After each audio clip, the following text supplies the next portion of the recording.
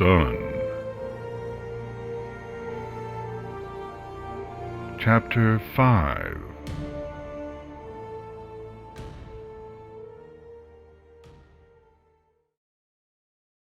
The still-shaking Inkstain rejoined Celestia on her way out of the castle's depths. The guards returned to their posts in Cocoon's chamber, and Celestia and Inkstain quietly made their way to Celestia's private chambers. These chambers, numerous and large enough for a family or two, had much the same aesthetics as the rest of the castle, save for a few notable details.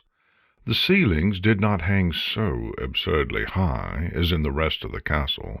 The furniture was ever so slightly larger than in the rest of the castle to accommodate an alicorn's size, making for a slightly comical effect when Inkstain, slightly undersized, sat on one of the many couches. Most importantly, the walls were devoid of any retelling in cloth, paint, or sculpture of the loss of her sister. Inkstain broke the silence as soon as the door closed behind them. "What happened? What did you talk about?" Celestia recounted their conversation as she sat on her bed, luxuriating in one of her brief moments of respite. She placed particular emphasis on the spell she had cast to secure their guest. "So what are you going to do?" "For now, nothing."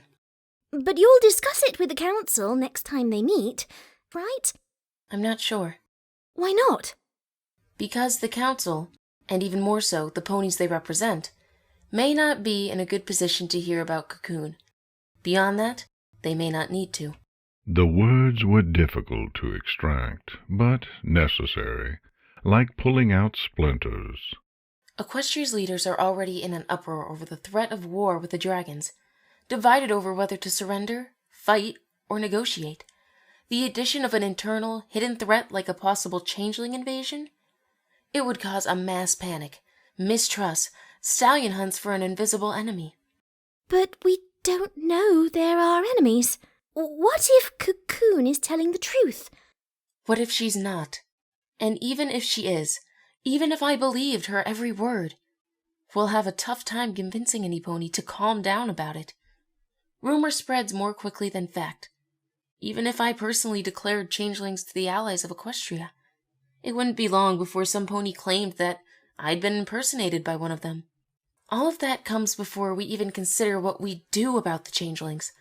They feed on the love of others.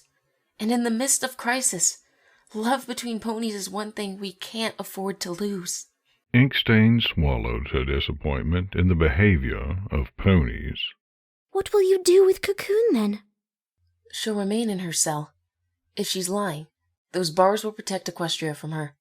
If she's not, they'll protect her from Equestria. Until the dragon question is answered, it's the best place for her to be." The finality of her words invited no reply. Inkstain had calmed since Cocoon's arrival and interrogation, but her somber expression weighed on Celestia's heart.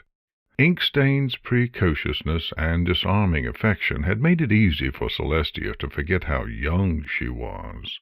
Yet her present sadness reminded Celestia that youth should not be burdened with the hard decisions of rule, even if she was a confidant of the princess.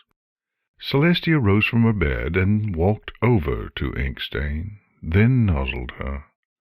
It was a consolation, an apology, and a thanks in as few words as Celestia could muster. Inkstain reciprocated warmly, tears in her eyes, and departed. The room became very empty all of a sudden. The loudest sound was Celestia's thoughts, which turned now to the dusk ritual. Celestia trudged to her private balcony on heavy hooves. While Canterlot bustled below her, the sun simmered overhead, ready to be relieved. She reared up, outstretched her wings, and concentrated. Her hooves left the ground, not from the motion of her wings, but from the magic radiating from her horn. She beckoned the sun to sleep, and, as it recognized her will, it sank in the sky beneath the mountain tops and out of sight. As its last rays blinked away, the stars awoke, freckles of light, looking down at her kingdom from every angle. She pulled on a yet unseen actress. The moon accepted her invitation, peeked out from behind the earth, and climbed higher until it occupied the sun's former pedestal. The gray circle bore signs of its great age, its face pock-marked and rough. Craters disturbed its once smooth terrain, and somewhere, alone on its vast and distant surface, her sister awaited her return. Her task complete, Celestia descended to her balcony. Her eyes lingered on the moon. "Luna," she said aloud. "I missed you a lot today." The authority and wisdom that colored her public voice were gone. The voice she used now was fragile and soft, a sister's voice. She spoke to her sister about the dragons, about the council, about Cocoon, even the minutiae of the castle's daily affairs. When she ran out of things to say, she returned to an earlier topic and stretched its details further. The spaces in conversation that her sister would have occupied, Celestia filled with words, as if she was interrupting Luna, preventing her from getting a word in edgewise. "I know it's been a while," she said, after she had retold her day in as many ways as she could. "but if the dragons get their way, this could be one of the last conversations we have for a long time." When Luna did not answer, Celestia lay down on the marble outcropping. "I know I have another big day tomorrow, but I'd really prefer to stay up with you tonight. I know how you always wanted more ponies to appreciate the night." Celestia remained, staring upward.